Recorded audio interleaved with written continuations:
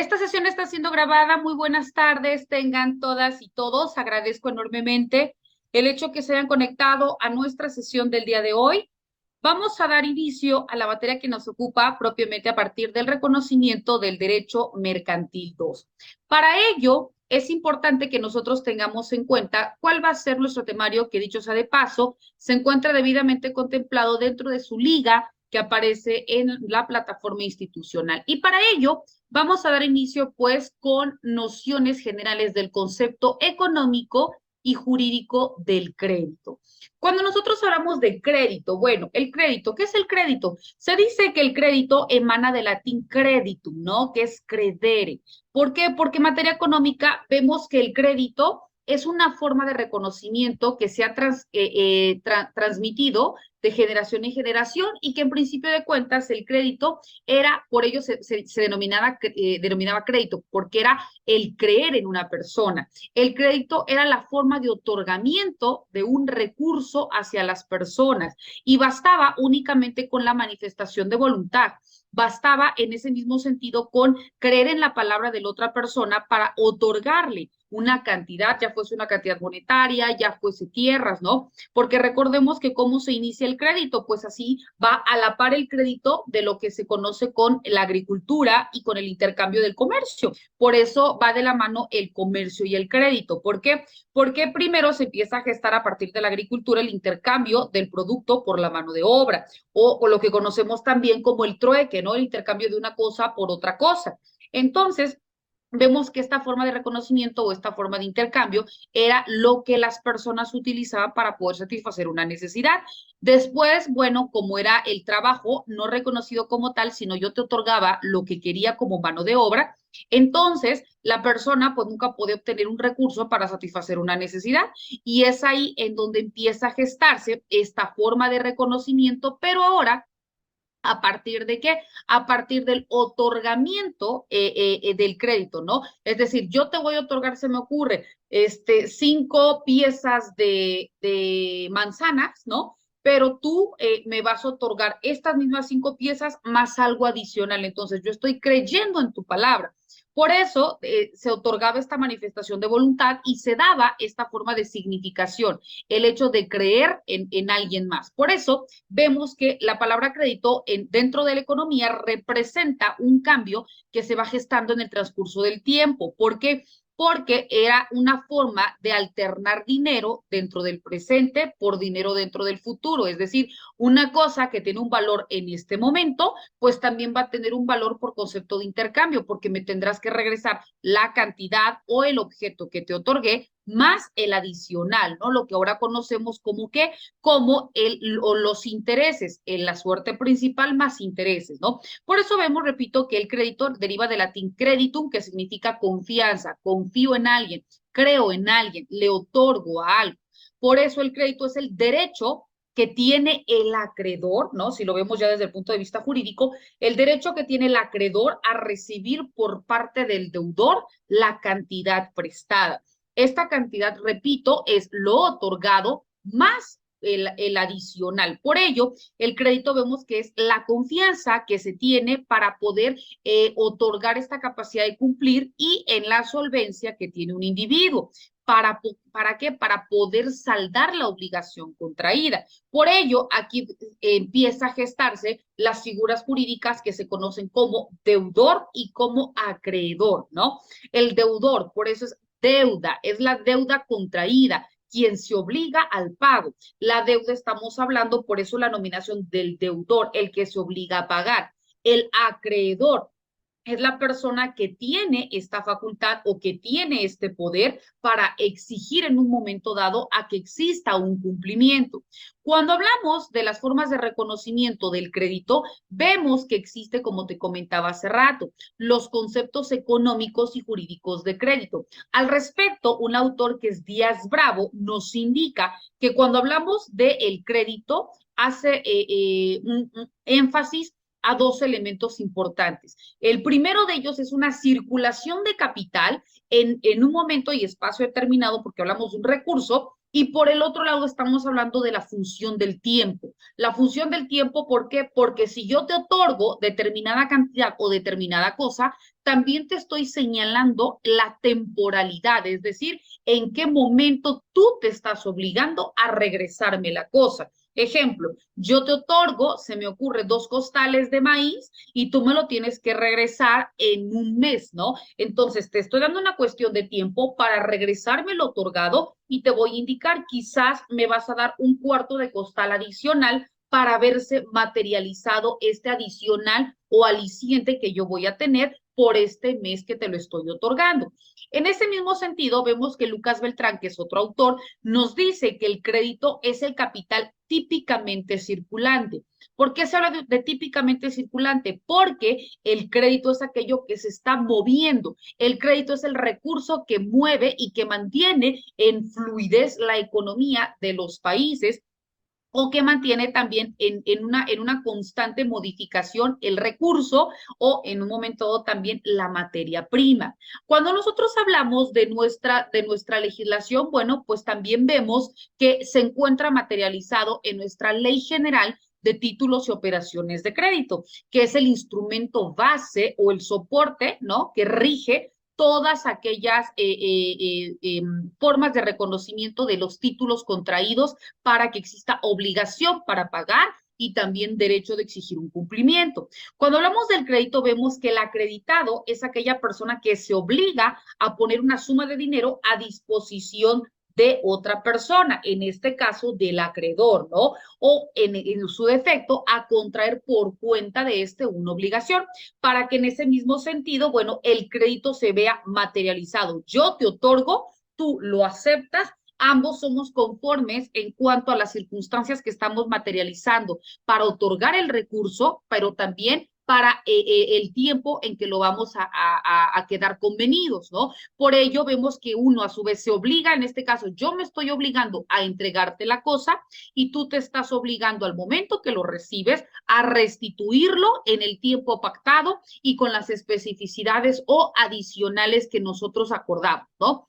Cuando hablamos de los antecedentes del comercio y del crédito, vemos que el comercio tiene su antecedente de manera específica, como hace rato comentábamos, ¿no? De forma materializada a través del trueque, pero vemos que no constituye un antecedente propiamente del crédito, sino más bien de la moneda. ¿Por qué? Porque vemos que la moneda al principio pues no existía como hoy en día la conocemos, sino existe también una forma evolutiva de la moneda. Primero vemos que se reconoce a través de qué cosa, del intercambio de producto por producto. Después vemos que empiezan a establecerse a través de qué, de los metales preciosos, como bronce, como oro, como plata, ¿no? Y que a partir de esa forma de reconocimiento de intercambio, pues también adquiríamos un bien o un producto y esa era la forma de pago. Después vemos que fue cambiando, ¿no? Hasta llegar al papel moneda. Y ahora después del papel moneda, bueno, ya vemos otra forma de evolución de la moneda, que es a través de estas bitcoins o criptomonedas, o también el dinero electrónico que se utiliza como forma de adquirir un producto y de realizar un pago, ¿no? Pero vemos que a lo largo de los años ha existido diferentes formas de adquirir un producto, pero también de materializar un pago. Entonces, el comercio tiene propiamente este antecedente con la figura del trueque, que viene a sustituir qué cosa, la moneda. En la antigüedad vemos que los aspectos comerciales pues no emanan directamente dentro del surgimiento del derecho mercantil. Vemos específicamente que Roma no utiliza el derecho comercial porque vemos que era una cuestión mucho más severa, más estricta. Vemos también que otra forma de reconocimiento en la edad media es cuando existe el jus mercatorum, ¿no? Y que el jus mercatorum era este derecho que se gestaba específicamente dentro del comercio y de manera muy particular dentro de los comerciantes, ¿no? Empiezan a surgir luego entonces estas instituciones mercantiles como es el banco, como son las bancarrotas o como es la quiebra y se empiezan a utilizar las monedas o los documentos mercantiles como los que hoy en día conocemos, ¿no? Como la letra de cambio, el cheque, el pagaré, ¿no? Los recibos y todos estos que vemos que ya se utilizan hoy en día en la práctica y que son muy, muy utilizables para poder adquirir derechos y obligaciones. Incluso para que tú también, en caso de un incumplimiento, decidas hacerlo valer ante una autoridad jurisdiccional, vemos que se realiza qué cosa, un juicio ejecutivo mercantil Y en ese mismo sentido, pues te van a solicitar el documento base de la acción y dentro de este documento base que tienes que exhibir,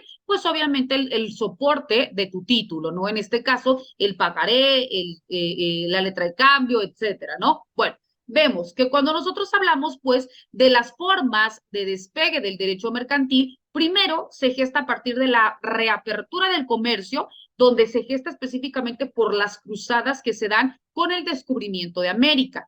Después, otro aspecto importante dentro del derecho mercantil fue la insuficiencia del derecho romano que empieza a considerar como formalista e insuficiente en la regulación de los actos. ¿Por qué? Porque se decía que esto no era exclusivo para una forma de regulación dentro de un derecho civil, sino que entraba o se subsumía a lo que dentro de en ese momento se reconocía como derecho. Por ello, no establecía, repito, una forma de considerado como formal, sino que era más que nada insuficiente para poder regularlo dentro del derecho. Se tenía una incapacidad de poder entenderla dentro del derecho romano. ¿Por qué? Porque se consideraba solamente para personas doctas, ¿no? Como los religiosos y como aquellos que conformaban las universidades. También otro de los antecedentes era la inexistencia de jueces lo suficientemente capacitados o preparados para poder impartir una justicia pronta y acorde a las operaciones de índole comercial. Por ello, no se reconocía como tal el derecho mercantil porque no existían eruditos en la materia que pudieran dirimir la controversia que se suscitaba en cuanto a un comerciante o en cuanto a un deudor con un acreedor. También se ve como etapa evolutiva dentro de esta forma de reconocimiento del comercio que las primeras formas de que se regulan como tal el derecho se va a partir de la revolución industrial y empiezan a partir con las máquinas de John Kay, ¿no? A través de las máquinas de vapor. Vemos que la primera forma de reconocimiento del comercio, como te decía, fue el trueque o también conocido como permuta, que se convierte poco a poco en lo que hoy en día conocemos como la compraventa, ¿no? El intercambio de un bien, ya sea por un recurso o en este caso económico o puede ser por especie. ¿Por qué? Porque cuando vemos que se cambia del trueque y se convierte o da paso a la compraventa, se integra la relación moneda con la forma de otorgamiento del objeto o de la especie. Y en esta forma de reconocimiento vemos que la compraventa se da cabida ahora, no únicamente como vimos al papel moneda, sino también a otra forma de pago con documentos bases que son letras de cambio, ¿no? Después vemos que surge la otra etapa que es la moneda o también conocida como la etapa monetaria. Y aquí hay que distinguir específicamente entre dinero y entre moneda. ¿Por qué?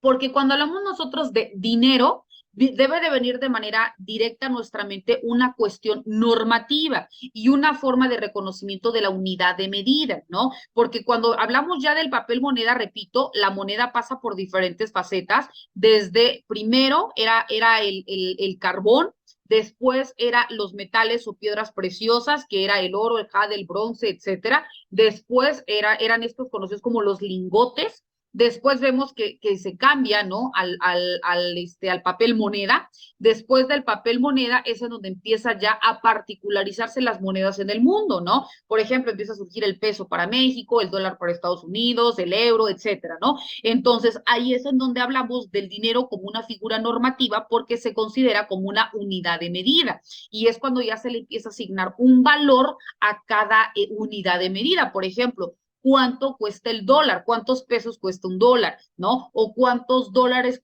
integran un euro, ¿no? Y así vamos asignándole un valor. Luego entonces, al adquirir una cosa, dependiendo el giro o el cambio de la moneda, pues ya se le asigna este valor en cuanto al dinero. Pero cuando hablamos de la moneda como tal, es la representación material, pero también la representación concreta del dinero. ¿Por qué hablamos de la representación material? Porque es con lo que tú y yo como partes estamos acordando, es lo que tú y yo estamos viendo como satisfecho un bien o un recurso. Porque aquí también, cuando hablamos de la etapa monetaria, vemos que sustituye las otras formas de reconocimiento, porque antes tú le podías asignar el valor que tú quisieras a tu producto. Por eso vimos que cómo se inicia o cómo se empieza a reconocer esta forma específica del comercio o esta forma específica del trueque. ¿Por qué? Porque yo te digo, bueno, tú quieres adquirir, quieres comprar mi vaca, bueno, pues tú me tienes que dar 10 becerros, ¿no? O sea, no había un valor asignado de manera específica al animal conocido como vaca, ¿no? Entonces quedaba a consideración de parte, yo te indico cuánto cuesta si tú lo quieres adelante y si no, pues no estás obligado a la adquisición de mi producto. Pero por el estado de necesidad, las personas, pues obviamente quienes necesitaban ese recurso, pues lo pagaban, ¿no? Entonces, por eso después conforme fue evolucionando la moneda, se asigna este valor, por eso se establece diferenciación entre dinero y moneda, porque la moneda es cuando ya de manera universal se acredita o se estandarizan precios, ¿no? Por ejemplo, hoy en día vemos un teléfono celular, ¿no? De la marca X, ¿no? Tú sabes que si vas a la tienda Telcel, Usacell, etcétera, ¿no? Todas las que existan, pues va a ir más o menos similar el costo de determinado teléfono, ¿no? ¿Por qué? Porque ahí estamos hablando de la moneda, el valor universal, ¿no? O la forma de reconocimiento. Yo no te puedo decir mi teléfono vale aquí 100,000 pesos y en la tienda te lo van a vender a 100 pesos, ¿no? Tienen que entrar en este estándar de, llamémosle así, ¿no? De equilibrio, de compatibilidad en cuanto a costos. Ya no queda a satisfacción del propietario, ni tampoco va a quedar a consideración del que lo quiera adquirir. Ya queda a un recurso etiquetado, a diferencia si nosotros hablamos de otro tipo de productos. Pero bueno, ¿por qué lo digo? Porque aquí estamos viendo que la moneda, repito, es esta estandarización de precios para evitar estas cuestiones de abuso en un momento dado que van a incidir en un golpe de mercado, porque todo lo que vemos que todo esto tiene una incidencia directa en qué, en la economía de los países. Entonces, por eso su forma de regulación. Y cuando hablamos de dinero, va a ser luego entonces la unidad de medida con la que se paga este producto. Entonces, si se dan cuenta, aquí estamos hablando pues de este concepto económico y jurídico de crédito dentro de las etapas monetarias. Cuando nosotros seguimos hablando dentro de esta etapa monetaria y específicamente en el uso de la moneda, debemos considerar las funciones o las razones por las cuales se crea. Y existen tres razones fundamentales que son generalmente conocidas como fundamentales. Primero, vemos que la moneda es un instrumento o un medio común de cambio. ¿Por qué un medio común de cambio? Porque es lo que comúnmente utilizamos, ya sea para adquirir un bien o para pagar un servicio. ¿A través de qué? Del intercambio de un recurso monetario. Segundo, se dice que es el denominador común de valores. ¿Por qué de valores? Porque existe una estandarización, ¿no? Si yo tengo 100 pesos, pues ya sé cuánto equivalen estos 100 pesos. Los puedo cambiar por monedas, lo puedo cambiar por billetes, pero el valor que tienen estos 100 pesos es universalmente conocido. Si estos 100 pesos yo lo quiero cambiar en dólar, pues va a ser, repito, el valor va a ser su equivalente. No me podrán decir porque es una moneda extranjera que vale más o que vale menos que mi peso, porque ya existe, repito, una estandarización numérica. Y también se dice que es el patrón de los pagos diferidos. ¿Por qué el patrón de los pagos diferidos? Porque cuando hablamos de los créditos, ¿cómo se va a pactar? No te voy a pactar a partir de la cosa, sino te voy a pactar a partir de su equivalente en recurso o en dinero. Ejemplo, si tú vas a una tienda, se me ocurre Coppel, ¿no? Y adquieres una computadora, ahí viene el monto, ¿no? Si lo pagas de contado, si lo pagas a crédito, en cuántos meses y cuánto aumenta, ¿no? Por razón de intereses. Bueno, pues, ¿qué te está diciendo? Es un patrón de pago diferido, porque no te está diciendo que en 3 meses vas a regresar la cosa, salvo que no lo pagues, que seas deudor moroso, etcétera, otras condicionantes. Pero de manera genérica te otorgan la cosa a cambio de un valor monetario y te van a acreditar el aumento proporcional por determinado tiempo en razón al costo del producto, no al producto mismo. Es decir, no te voy a decir por lo que la computadora dé, sino por el valor que en el momento de adquirirla tenía este objeto. Entonces, en cuanto a ese valor, ejemplo, 10,000 pesos, sobre ese valor parto para seguir cobrándote los intereses. Entonces, son los pagos diferidos que tú me vas a hacer en razón a esta cantidad. Después vemos que una vez establecida esta etapa monetaria, pues obviamente ya viene la forma de materializarlas dentro de cada país, ¿no? Porque vemos que cada país pues le empieza a asignar, como hace rato te decía, en México pues el peso, en Estados Unidos el dólar, etcétera, ¿no? Bueno, pues cuando hablamos de los billetes en México, vemos específicamente que el primero en utilizar el papel moneda fue propiamente Iturbide, ¿no? Con la forma de poder materializarlo para realizar los gastos de su corona. Y era un papel cuadrado que únicamente traía una forma de impresión por uno de sus lados y que estaba marcado de 1, de 2 o de 10 pesos. Sin embargo, bueno, de manera generalizada, el pueblo o los individuos lo utilizaban también para poder hacer cargo o intercambiar un bien por un servicio. Después vemos que se continúa gestando y después el emperador Maximiliano manda a hacer billetes a cargo del Banco de Londres, México y Sudamérica, y estos empezaron a tomar o aceptarse dentro del territorio mexicano para poder utilizar esta moneda metálica, lo que ahora conocemos como literal, ¿no? Las monedas o el sencillo. Ya empieza a utilizarse otra forma, ya no era el papel moneda, sino volvemos a regresar dentro de la utilización de los metales, pero ahora ya no únicamente se utilizaba esta moneda por el valor en peso que tenía. En peso no me refiero a pesos de 1 peso, 2 pesos, no, en cuanto al peso del producto, porque antes era un lingote, se pesaba y por el peso del producto era el intercambio de la cosa. Ahorita podía pesar las cantidades que fueran, pero por eso ya venían, o sea, ya traían una etiqueta, un valor, ¿no? Así como se marcan a los animales, pues ya tienen grabado el precio o el valor por la moneda, para que así pues no existiera una forma diferenciada de poder decir es que vale más o que vale menos, ¿no? Porque ya tiene etiquetado el monto.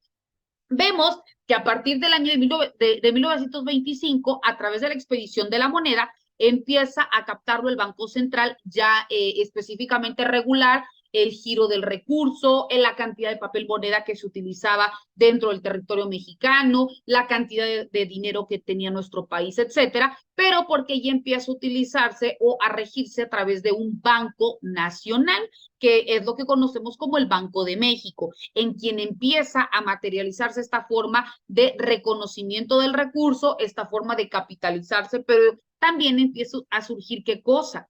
El otorgamiento de otra tercer figura, que es que, ¿cuál? La figura del crédito, ¿no? ¿Por qué? Porque a partir de esto, a partir de la existencia de dinero, a partir de la existencia de la moneda, a partir de la existencia de este banco que ya por poder captar este recurso, pues también tú debes de obtener un beneficio, entonces empieza a surgir la figura del interés.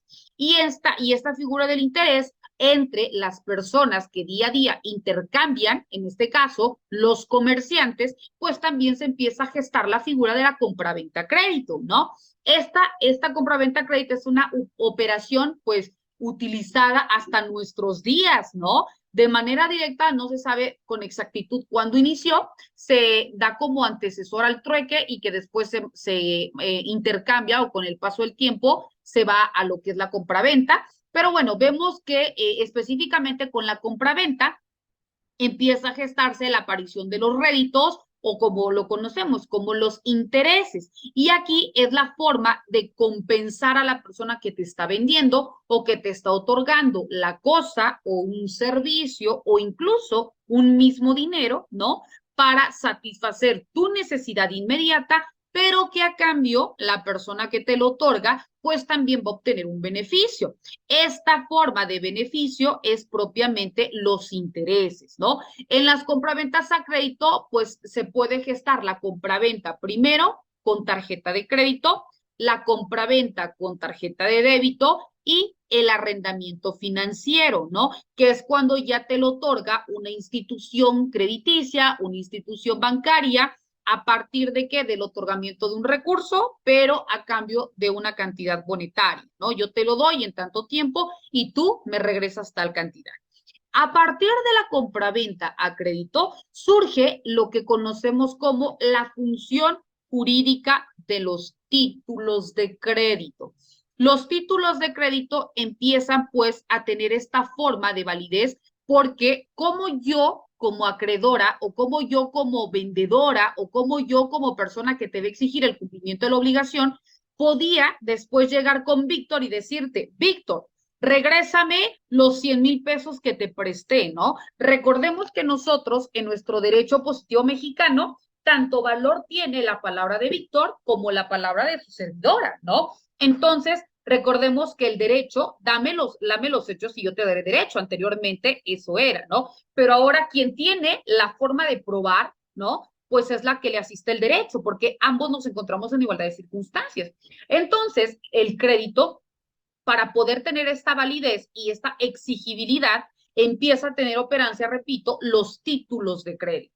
¿Qué son estos títulos de crédito? Son estas formas reconocidas jurídicamente hablando, que obviamente por ello se dice jurídicamente hablando, porque la ley te faculta para que en caso de incumplimiento, en este caso del deudor, el acreedor pueda acudir ante una autoridad jurisdiccional para exigir el cumplimiento de la obligación y que sea obviamente un juez, ¿no? En este caso, estamos hablando dependiendo, tiene que ser competente por territorio, materia, cuantía y grado. Por ejemplo, en San Cristóbal de las Casas, ¿no? Aquí existen los juzgados civiles que subsumen tanto en materia civil como en materia mercantil, pero van a haber también lugares en donde tiene separado, ¿no? El juez civil, bueno, conoce la materia familiar, en materia netamente de personas, etcétera, y va a haber uno exclusivamente en materia mercantil.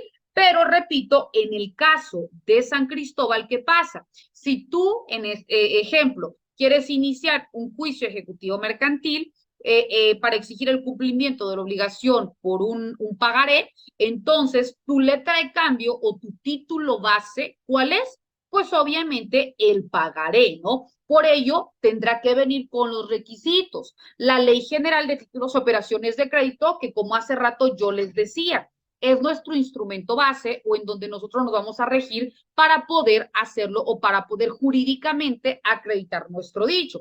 Dentro de nuestra Ley General de Títulos y Operaciones de Crédito, empieza a señalar de manera detallada cuáles son los títulos de crédito, cómo deben de integrarse cada uno, cuáles son los tiempos o la temporalidad para poder exigir el cumplimiento de una obligación, porque, por ejemplo, si te hablo de un pagaré, tiene un tiempo máximo para poder acudir ante la autoridad jurisdiccional y exigir el pago. Y el pagaré estamos hablando de un máximo de 3 años, porque tú puedes tener tu pagaré y puedes pensar es que me viene abonando, pero dejó de pagarme durante 2 años, pero bueno, en 3 años yo le exijo. No, son 3 años contados, obviamente, a partir de la fecha en que se expide tu documento base.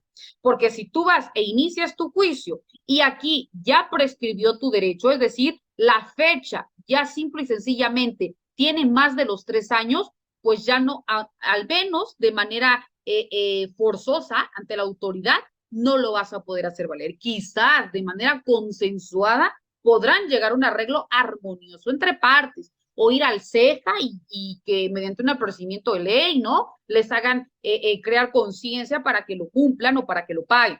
Pero repito, ante una autoridad jurisdiccional, si no encuadra con los términos o con los tiempos que la ley te exige, pues simple y sencillamente, aunque tengas tu documento base de la acción, pues no va a ser ejecutable propiamente como tal, ¿no? Y así vamos a hablar del cheque, del pagaré, no sé, de la figura propiamente de los recibos, etcétera, ¿no?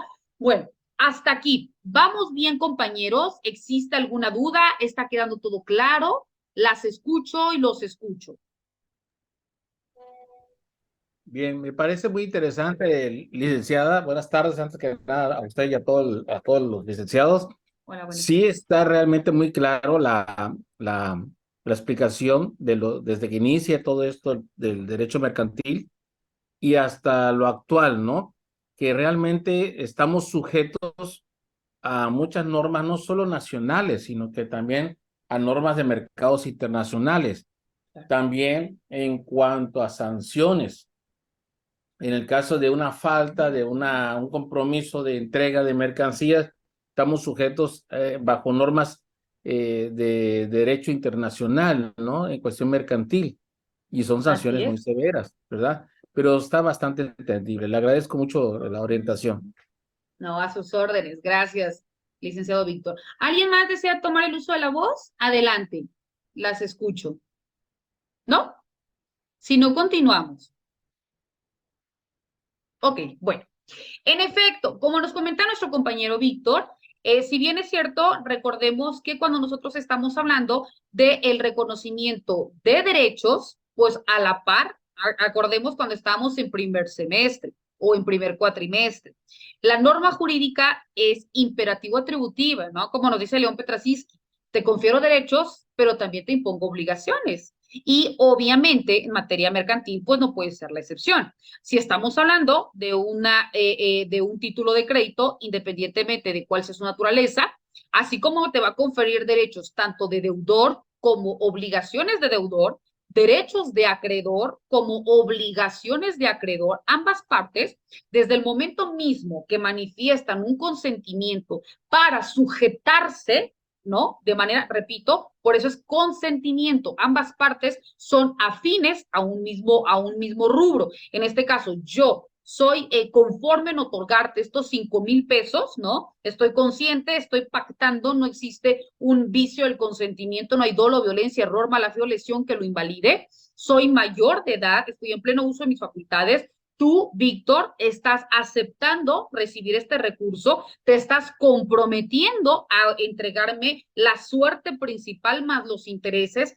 Ambos estamos pactando una temporalidad de 6 meses contados a partir de la expedición del presente título. Estamos pactando que me lo vas a entregar cada 15 de cada mes en mi domicilio, ¿no? Anotamos la dirección, aparece Araceli como que, en este caso, como persona o como aval, ¿no? Aquí vamos a ver que existen figuras jurídicas y que cada uno va a responder jurídicamente. ¿Y por qué? Como bien decía Víctor, porque tanto existen instrumentos jurídicos normativos de índole nacional como también documentos jurídicos de índole internacional que obviamente desde el ámbito de competencia cada uno pues tendrá o intervendrá conforme a su derecho corresponda, ¿no? Entonces, Araceli, aunque esté como figura de aval, genera derechos, pero también tiene obligaciones. Víctor, como deudor, tiene obligaciones. Puede ser que en un momento dado Víctor tenga, a su vez, sea deudor mío, como Catalina, pero él sea acreedor de una deuda que tiene con Alondra. Alondra le debe a Víctor. Víctor es deudor conmigo y acreedor con Alondra. Entonces Víctor quizá me dice, bueno, pues yo le debo 5,000, pero Alondra me debe 5,000. Entonces yo cedo la deuda a Alondra y que Alondra sea la que directamente le pague a Catalina, ¿no? Pero puede ser que Catalina diga no, porque aquí yo necesito dar mi consentimiento porque aquí el que me debe eres tú, ¿no? Pero también existe, jurídicamente hablando, la forma en que Catalina puede como acreedora pasarse la deuda a otra persona y que aquí ya no me debas Víctor a Catalina, sino que le debas a Juanita, ¿no? Se me ocurre. Yo no tengo que darte, o tú no más bien no me tienes que dar tu consentimiento porque tú eres el que estás obligado hacia mí. El deudor tiene forzosamente que exigir un consentimiento al acreedor cuando hay una figura. El acreedor no se va a ver sometido. Pero ¿por qué les estoy adelantando todo esto? Porque en nuestras siguientes sesiones virtuales y también en nuestras cápsulas informativas son los temas que continúan dentro de los títulos de crédito para que también vayamos dándole una leída y podemos también en el mismo sentido poder participar para que sea mucho más nutrida nuestra clase, ¿no? El día de hoy abonamos los temas que son inherentes a nuestra unidad número 1, que es el concepto etimológico de crédito, el concepto jurídico de crédito, los antecedentes del comercio y del crédito, y de manera genérica, bueno, pues también abordamos cuáles son las etapas de la moneda, la compra-venta crédito, la moneda, la etapa monetaria y demás. Vamos, porque también ya nos está marcando nuestra plataforma, que en cualquier momento nos va a cerrar. Vamos en la siguiente sesión a hablar de manera muy puntual de los títulos de crédito. Para ello, yo les pido que en la medida de lo posible, si pueden ustedes darle una lectura a nuestra Ley General de Títulos y Operaciones de Crédito, en donde a partir del artículo primero nos empieza indicando ¿qué son los títulos de crédito, no? De manera genérica te digo, ¿qué es un título de crédito? Son todas aquellas cosas mercantiles, ¿no? Que emanan de un título de crédito como tal y por tanto su expedición, su endoso, su aval, su emisión o su aceptación y todas aquellas operaciones que emanen de estos títulos de crédito serán netamente supeditados a partir de un acto de comercio. ¿Por qué de un acto de comercio? Porque se necesita forzosamente una persona que otorgue y una persona que adquiera, porque ahí se va a ver materializada qué cosa, el otorgamiento, la figura jurídica del comercio, ¿no? Un acreedor y un deudor, alguien que otorga y alguien que se compromete, ¿ok? Bueno, vemos que estos derechos y que estas obligaciones que emanan tanto de los actos como de los contratos, donde existe este otorgamiento y esta transmisión o esta emisión, pues se puede ver materializada no únicamente con el dinero de manera inmediata, porque si no, pues estaremos hablando simple y sencillamente de una compraventa, ¿no? Una compraventa simple, ¿no? Yo voy a la tienda y adquiero una sabrita, cuesta 10 pesos, te otorgo el dinero, me otorgas el producto y ambos nos vemos satisfechos en nuestros derechos y obligaciones. Pero cuando dentro de la figura del intercambio existe un título de crédito, es en donde empiezan a surgir operaciones como tal y empiezan a generarse derechos y obligaciones entre las partes, ¿vale? Entonces, por ello les decía que si de manera específica pueden leer la ley general de títulos y operaciones de crédito y si no, bueno, no pasa absolutamente nada. Nosotros lo vamos a continuar explicando de manera muy particular en las siguientes sesiones. Vamos a tocar qué es el endoso, cuáles son las figuras del endoso en procuración, endoso en garantía, ¿no? Y obviamente también vamos a continuar hablando cuáles son los títulos de crédito, cuáles son sus fines, los requisitos de manera específica y demás lineamientos que son vitales para nuestra materia, que es Derecho Mercantil 2. Bueno, apreciables alumnas y alumnos, ha sido un placer para su servidora en esta ocasión, pues poder disertar nuestra primer sesión virtual. Nada más si pudiéramos, por favor, habilitar nuestra cámara para que yo les pueda tomar una foto y las pueda compartir en nuestra página o en nuestro grupo. Mucho se los voy a agradecer. Tengo problemas con la cámara, en el caso Pero mío. no se preocupe. Ok, agradezco enormemente, estoy a sus órdenes y les deseo mucho éxito. Hasta luego. Gracias, Lick. Hasta Hasta luego, luego, les deseo. gracias.